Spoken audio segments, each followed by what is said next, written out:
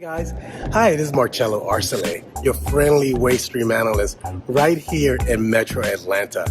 This week I'd like to share with you a few principles that ultimately impact my decisions and actions.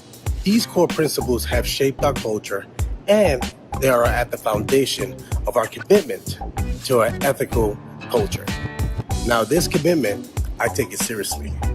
Today, I'm actually hanging out with the folks right here in Metro Atlanta at the Plastic World Expo and Conference, and hanging out, learning a lot about what they're doing. Now, today's topic is environmentally responsible.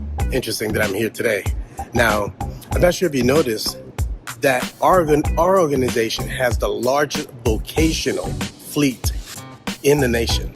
Now, what we've been doing for the past several years, we've been implementing some change from standard fuel to alternative, which is renewable gas, and we have been electrifying our fleet.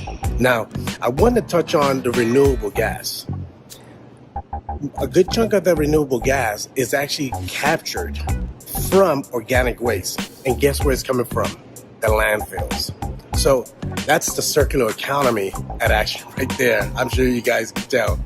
Now, I'm curious to know, what does environmentally responsible mean to you? What are the actions that you're taking in your life to ensure that you're environmentally responsible? It could be as simple as picking up someone's trash that they drop behind, or maybe make sure that that recyclable container is properly rinsed. Let me know.